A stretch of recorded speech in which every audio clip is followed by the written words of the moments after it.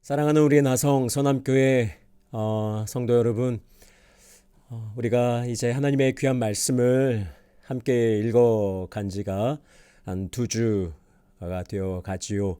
이제 오늘부터 3주 차에 접어들게 됩니다.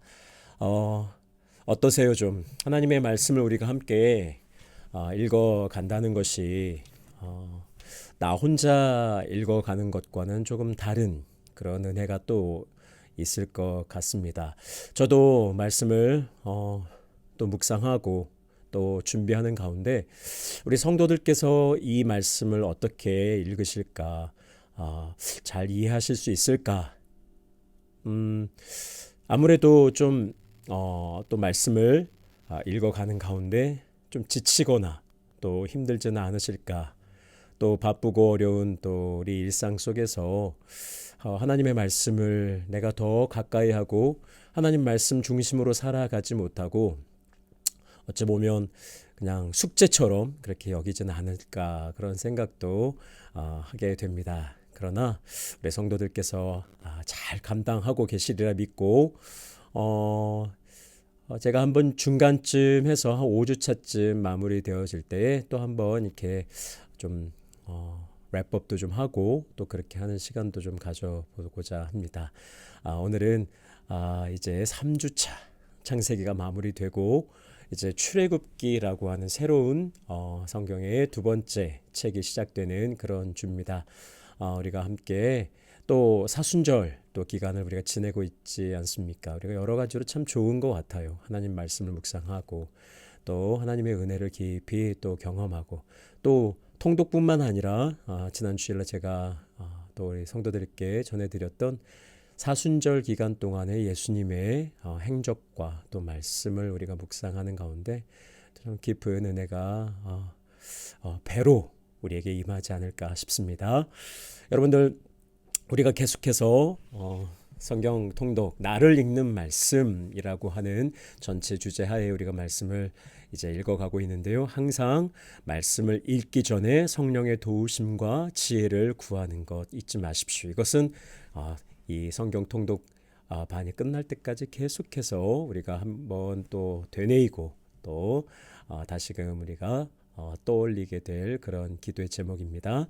두 번째로 이해가 되지 않아도 낙심하거나 염려하지 마시고 계속해서 읽어 나가십시오. 그리고 꼭 은혜 노트를 작성하셔서 여러분들이 말씀을 읽으실 때 참 이 말씀이 나에게 와서 은혜가 된다. 그런 부분들은 표시하시고 또 왜 그랬는지, 왜 나에게 이 말씀이 도전이 됐는지, 이 말씀이 나에게 왜 은혜가 됐는지를 한 번쯤 그렇게 기록해 놓으시면 그 은혜 노트가 계속해서 쌓여져 갈 때에 그것이 우리에게 참 위로가 되고 힘이 될 줄 믿습니다. 자, 그러면 우리 또 성령의 또 임재와 또 도우심과 지혜를 구하면서 함께 기도하도록 하겠습니다. 사랑과 은혜가 많으신 아버지 감사합니다. 오늘도 주님의 은혜 가운데 우리 나성 서남교회 복되신 성도들 하나님의 말씀을 함께 읽기로 결단하고 함께 모인 오늘 믿음의 형제 자매들과 함께 이제 3주차 또 모임을 갖고자 합니다. 하나님께서 행하시고 역사하신 참 귀한 일들을 말씀을 통하여 우리가 배우고 또 깨달게 되어질 때에 놀라운 주님의 은혜와 또 위로가 임하는 귀한 시간 되게 하여 주옵소서. 아버지, 우리의 지혜가 참 부족합니다. 그러기에 주의 도우심과 또 주의 지혜를 간구하오니 성령께서 지금 이 시간 각 사람 심령마다 찾아오시고 말씀하여 주시고 또 가르쳐 주시사 깨닫게 하여 주옵소서. 모든 시종 악한 영들이 방해하지 못하도록 주님이 지켜주시고 보호하여 주실 것을 믿사옵고 우리 구주 예수 그리스도 이름으로 감사하며 기도드립니다. 아멘. 예, 이제 화면에 슬라이드를 보면서 우리가 오늘과 또 한 주, 이 3주차 읽어 나가야 할 말씀들이 어떠한 말씀들이 있고 또 어떤 영적인 의미를 갖고 있는지 우리가 먼저 좀 살펴보고 말씀을 함께 읽어 가도록 하겠습니다. 먼저 창세기 39장에서 50장까지의 개관을 금주에는 창세기 전체를 다 읽고요. 출애굽기 11장까지 읽도록 하겠습니다. 먼저 창세기 39장에서 50장까지의 개관을 잠깐 말씀을 드리면 창세기 39장에서 50장까지는 그냥 간략하게 얘기하면 요셉이라고 하는 마지막 족장, 이때 이 창세기가 사실 족장 시대라고 하는데 아브라함, 이삭, 야곱, 요셉에 이르는 이 족장 시대의 마지막 이제 요셉의 역사가 되겠습니다. 그러나 우리가 하나님의 말씀을 우리가 읽을 때 내가 읽는 것이 아니라 나를 읽는 하나님 말씀이다라고 하는 그 perspective, point of view로 우리가 보게 되어질 때 그냥 요셉의 역사라고 하기에는 조금 뭐가 부족하다라는 생각이 들어서 제가 이렇게 한번 설명하기를 원합니다. 요셉의 역사인가? 그렇기도 하고 또 아니기도 합니다. 그러면 어떻게 우리가 해석해야 되느냐?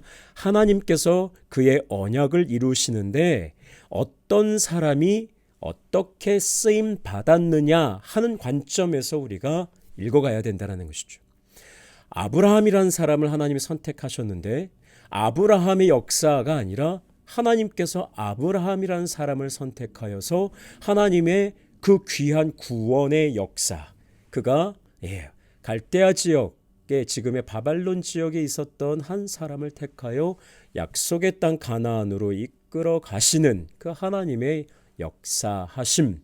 오늘도 마찬가지. 한 사람 요셉, 참 믿음이 좋은 사람 혹은 하나님을 잘 믿었던 사람에 대해서 우리가 배우려고 하는 것이 아니라 성경은 철저하게 하나님께서 요셉이라고 하는 사람을 선택하여서 그 요셉이 어떻게 하나님의 또 귀한 일들을 감당해 갔는가 하는 것을 우리가 보는 것이 중요하다. 그래야 더 큰 은혜가 우리에게 임한다라는 것이죠. 그래야 오늘 이 말씀을 읽는 저와 여러분도 하나님이 선택하신 거예요. 할렐루야, 믿으시죠? 하나님이 저와 여러분들을 선택하셨어요. 그리고 하나님께서 저와 여러분들에게 각자에 맞는 사명을 주시고 하나님의 변치 않는 언약과 약속과 또 사랑과 은혜 가운데서 오늘도 그 사명을 감당하게 하시는 것. 이 시대의 아브라함, 이 시대의 이삭, 야곱, 요셉이 바로 저와 여러분들이다라는 것. 오늘 이 말씀을 읽는 가운데 과연 나는 어떻게 살아야 하나님께 영광 돌리는 삶을 살 수 있을까? 그것에 대해서 우리가 말씀을 읽는 가운데서도 그러한 고민들이 계속해서 우리 가운데 있어져야 될 줄로 믿습니다. 자, 그러므로 창세기 39장에서 50장까지는 요셉의 역사이면서 동시에 하나님께서 요셉을 선택하여 하나님의 신실하신 약속을 이루어 가시는 모습을 우리가 살펴보아야 한다라는 것입니다. 좀 더 세부적으로 우리가 개관을 해드리도록 할게요. 39장에 창세기 39장에는 보디발 집으로 팔려가게 되죠. 우리 전장에 애굽으로 형들에 의해서 팔려간 요셉이 보디발이라고 하는 이 애굽의 참 높은 지위에 있는 사람 지위에 팔려가게 됩니다. 여러분 우연입니까? 그렇지 않습니다. 요셉이 가고자 했습니까? 원했습니까? 그렇지 않습니다. 요셉의 역사가 아닙니다. 하나님께서 요셉을 어떻게 인도해 가시느냐? 하나님께서 이스라엘 백성들을 구원하시기 위한 그 놀라운 계획을 이루시기 위하여 주님 하나님께서는 보디발이라고 하는 시위대장의 집에 팔려가게 하시는 우연도 아니고 어쩌다가 그렇게 된 것이 아니라 하나님의 뜻 가운데 그곳에 가서 또 열심히 하니까 가정총무가 되게 됩니다. 그런데 우리가 잘 알다시피 이 보디발의 아내가 유혹을 하는데 단호히 거절하고 뿌리치다가 그만 억울하게 투옥되게 되지요. 40장에서 41장 요셉의 옥중해몽, 그곳에서 바로의 술 맡은 관원장과 떡 맡은 관원장을 만나게 되고 그들의 꿈을 해석해주는 장면이 나오고요. 그 이후에 술 맡은 관원장이 나중에 이 바로가 꿈을 꾸는데 이해할 수가 없는 꿈을 꾸니까 그제서야 옥중에서 한 청년을 만났던 이야기를 꺼내면서 이 요셉이 바로 앞에 올라가게 되죠. 그래서 꿈을 해석함으로 바로가 느닷없이 갑자기 하룻밤에 죄수였던 요셉을 당시 최고의 제국이죠. 지금으로 말하면 미국과 같은 엄청난 제국, 이 애굽의 총리로 뽑았다라는, 바로 밑에 직급으로 이렇게 한꺼번에 하나님께서 놀랍게 축복을 해주시게 됩니다. 요셉이 잘해서일까요? 절대로 그렇지 않습니다. 요셉이 총리가 되기 위해서 막 애쓰고 연줄을 닫고 그러려고 한 것이 아니라 하나님의 섭리 가운데 요셉은 계속해서 흘러가고 있었다라는 것. 말씀을 읽는 가운데 여러분 계속해서 스토리에 빠지지 마시고 하나님께서 어떻게 역사하시는지를 자세히 주의하여 보실 필요가 있습니다. 41장 46절에서 57절에 보게 되어지면 좀 중요해서 한 가지 더 짚어드립니다. 요셉이 꿈을 통해서 풍년과 흉년, 7년 풍년이 들고 7년 흉년이 들게 되어질 때에 어떻게 구제할 것인가에 대한 그런 내용이 나오게 됩니다. 42장에서 44장까지는 이제 그 고대 근동 지역이 다 극심한 가뭄이 들게 되어서 먹을 것이 없자 애굽에는 요셉으로 말미암아 풍성한 곡식이 있다 보니까 야곱이 아들들을 애굽으로 보내게 되어지고 그곳에서 요셉과 형제들이 만나게 되는 그 장면이 44장까지 나오게 됩니다. 그 이후에 45장에서 47절에 보면 요셉이 자기 자신을 드러내고 커밍아웃을 하고 형제들과 또 해후하고 아버지 이 야곱과 가족들 야곱의 70인이라고 이야기를 하는데요.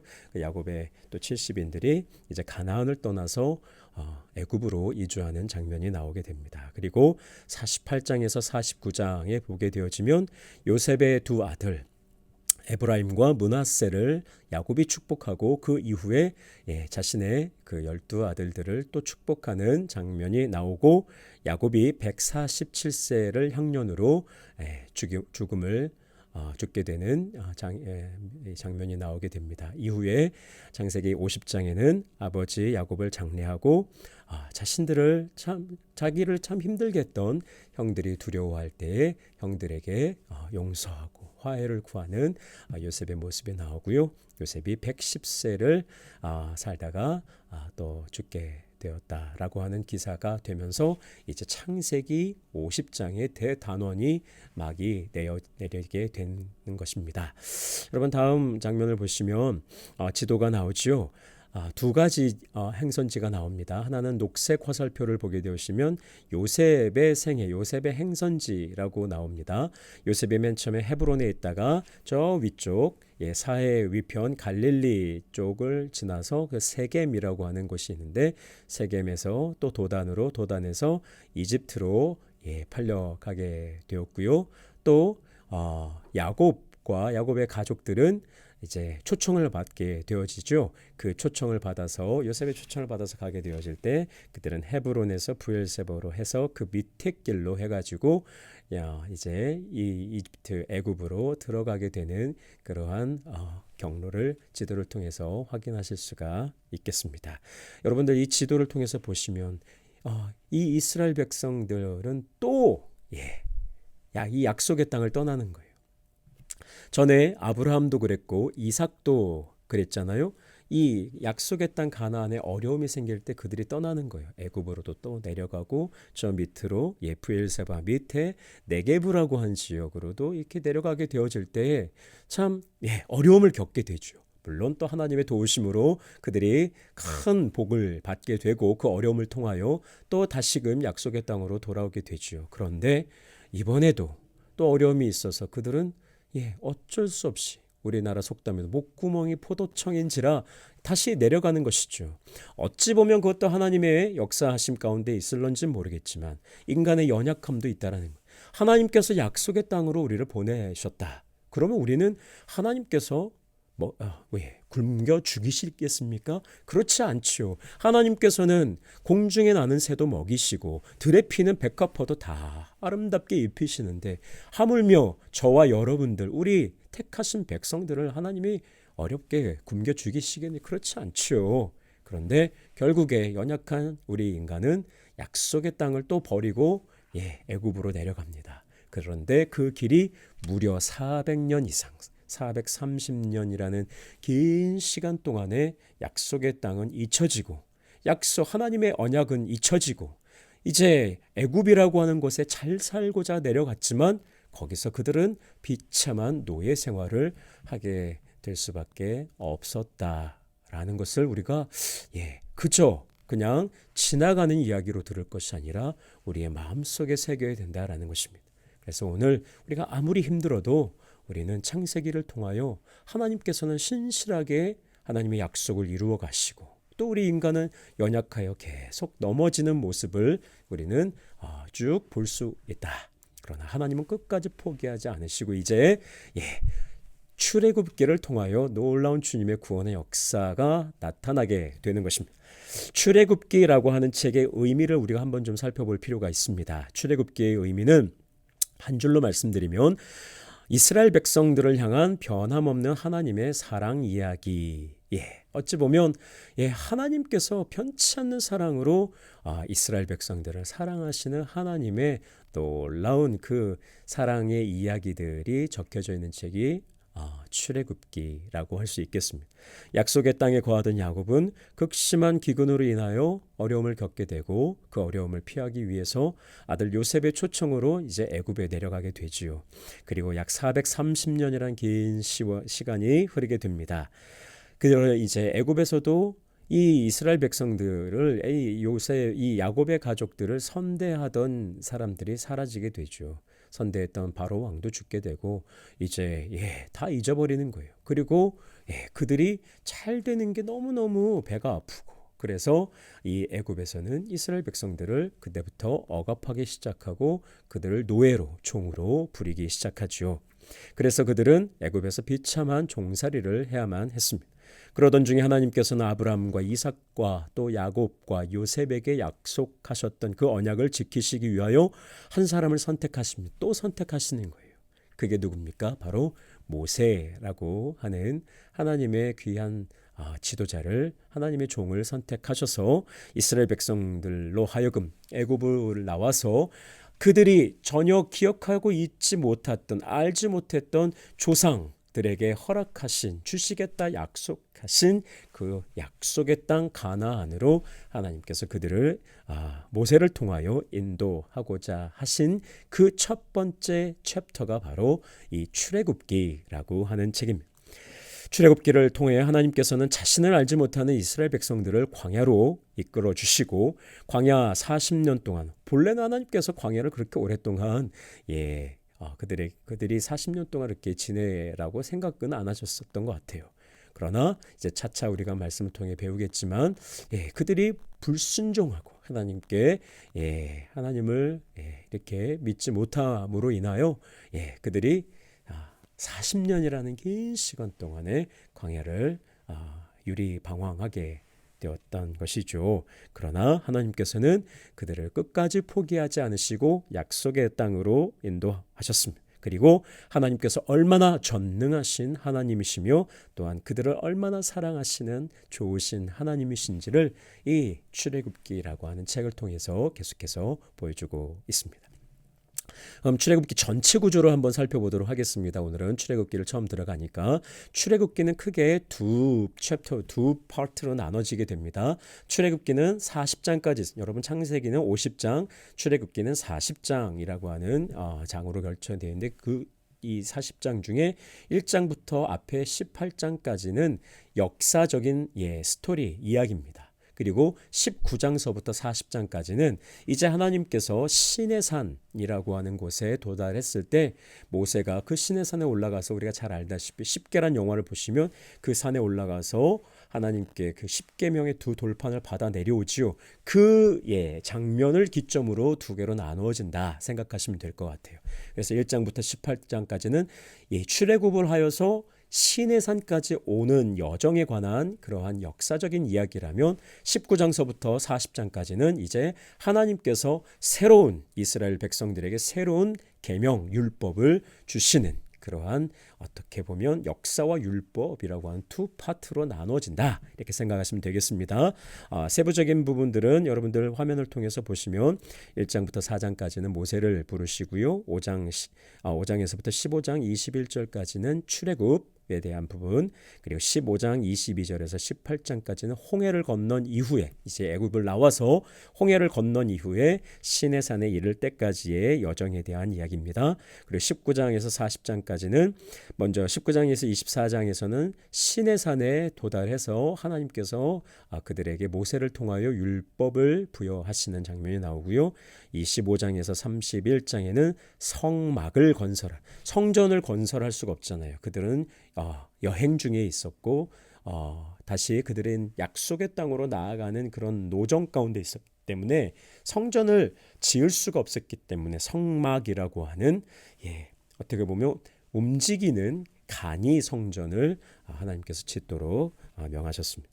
32장에서 34장 중간에는 이 모세가 다시 또 하나님의 말씀을 아니죠. 이때 시내산에 올라갔을 때 그들이 모세가 내려오질 않으니까 불안한 것이죠. 그래서 금으로 만든 송아지를 아론이라고 하는 모세의 형 대제사장인데 아론이 금 송아지를 만들고 거기에 숭배하다가 하나님의 큰 심판을 받는 사건이 나오게 되죠. 그리고 모세가 들고 내려왔던 그 돌판을 다 던져버리고 깨지고 다시 또 올라가서 다시 한번 언약을 받는 그런 장면이 32장에서 34장에 나오고요. 그 이후에 마지막 40장까지는 하나님께서 아까 명하셨던 성막을 이제 그들이 만드는, 완전히 건설하고 만드는 그러한 장면까지가 이제 출애굽기 40장까지 나오게 되겠습니다.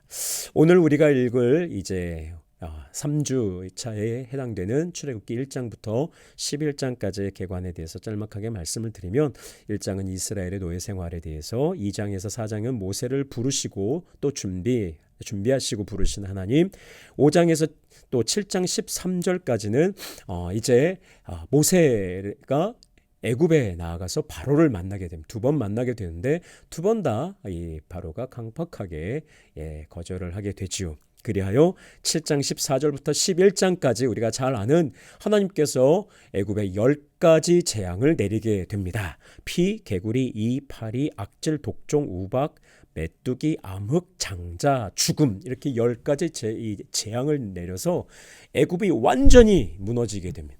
그리고 바로가 또 온 애굽이 두 손 두 발 다 들고 빨리 나가라고, 그래서 이스라엘 백성들이 출애굽을 하게 되죠. 그런데 제가 여기서 그래도 우리가 성경을 읽는 가운데 애굽에 내린 10가지 재앙 정도는 아예 외우고 있지 않아야 되지 않겠습니까? 그런 생각에 좀 쉽게 외우는 법을 제가 예전에 신대원 들어갈 때 이렇게 비슷하게 외웠던 것 같아서 여러분들께도 좀 알려드립니다.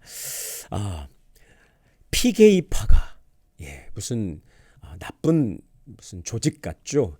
피게이파가 악독해서 우매, 우리 약간 좀 전라도 사투리를 좀 씁니다. 피게이파가 악독해서 우매, 암장해버렸어. 자, 다시요. 피게이파가 악독해서 뭐라고요? 우매, 암장해버렸어. 피게이파가 악독해서 우매, 암장해버렸어. 자, 피, 개, 이파, 피, 개, 개구리, 이, 파리, 악독, 악질, 독종, 그쵸? 우매는 뭐예요? 우박, 그 다음에 메뚜기, 암장, 암흑, 그 다음에 장자의 죽음. 이렇게 외우실 수 있을 것 같아요. 다시 한번 해볼까요? 피게이파가 악독해서 우매, 암장해버렸어. 이렇게 외우시면 아마 이 애굽에 하나님이 내리신 10가지 재앙을 쉽게 여러분들 기억하실 수 있지 않을까 생각해 봅니다. 자, 다음을 보시면 이제 출애굽을 위해서 모세를 하나님께서 준비하신 여정들을 보시면 여러분, 모세가요 그냥 한 번에 이스라엘 백성들을 그렇게 잘 인도했던 것이 아님을 알 수 있습니다. 먼저 첫 번째, 여러분들 이 오른쪽을 잘 보시게 되어지면 모세가 이스라엘 백성을 그 힘들게 하는 애굽 사람을 쳐 죽이고 도망을 하게 되죠. 그때의 경로가 녹색 1번입니다. 그래서 애굽으로 도피해서 어디로 갑니까? 시내산 쪽으로 내려가게 되죠. 거기에 있다가 하나님의 부르심을 받아서 이스라엘 백성들을 이제 출애굽하기 위하여 애굽의 바로에게 올라가는 것이 가운데 화살표가 되겠습니다. 그래서 애굽으로 다시 가게 되지요.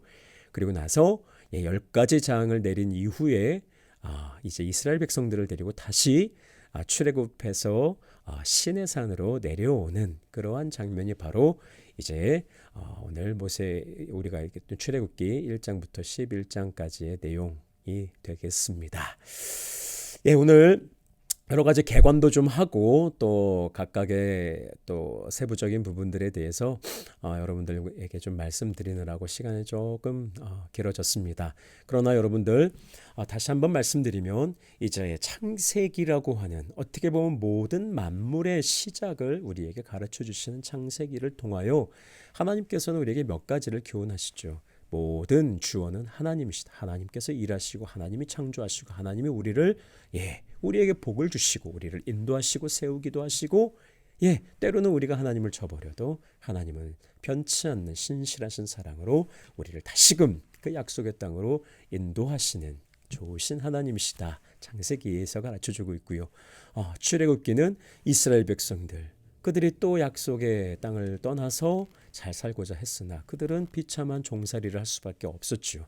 그들이 고통스럽고 그들이 신음할 때에 하나님께서는 나 몰라라 하지 않으시고 그들을 또 모세를 통하여 인도하여 내시고 40년 내내 하나님 말씀을 불순종하고 아프게 하고 힘들게 했지만 하나님은 그래도 그들을 끝까지 버리지 않으시고 놀라운 역사와 기적들 이제는 다음 주에 우리가 자세히 읽게 되겠죠. 그런 놀라운 하나님의 은혜를 보여주신 사랑의 책이 바로 출애굽기다라는 것을 우리가 기억하고 이제 말씀을 함께 나누기를 원합니다. 그럼 이제부터 지난주처럼 우리가 하나님의 말씀을 펴서 직접 읽는 시간을 갖도록 하겠습니다. 여러분들 다 읽지 못했는데 제가 갑자기 나와서 또 이렇게 멘트를 하게 되어지면 잠깐 포즈 하시고 더 읽으셔도 좋습니다. 여러분들 하나님의 말씀을 우리가 빨리 읽는다 그것도 은혜가 되겠지만 우리가 천천히 또 정독하고 하나님과 대화하는 하나님 말씀이 나를 읽어가실 수 있도록 그렇게 읽는 것도 참 좋다라는 생각을 하게 됩니다. 자, 그러면 이제 하나님의 말씀을 우리 창세기 39장부터 오늘은 몇 장까지 읽으면 좋을까 제가 제시해 드립니다. 창세기 오늘은 39장에서 42장까지 이번 주에는 조금 한 장수가 조금 더 되기 때문에 하루에 넉 장 정도씩 읽어가면 좋을 것 같아요. 그래서 여러분들 화면에 보시는 것처럼 주중에는 넉 장 정도 그리고 주말에는 석 장씩 읽어가시면 다음 주 월요일까지 우리가 계획한 하나님의 말씀을 다 읽어가실 수 있을 것 같습니다. 그러면 이제 우리가 오늘 창세기 39장부터 창세기 42장까지 하나님의 귀한 말씀을 함께 읽도록 하겠습니다. 성경책을 펴시고 이제부터 하나님이 나에게 어떤 말씀을 읽어주시는가 하나님을 임재를 경험하고 하나님의 지혜를 구하면서 이제 함께 하나님 말씀을 같이 읽도록 하겠습니다.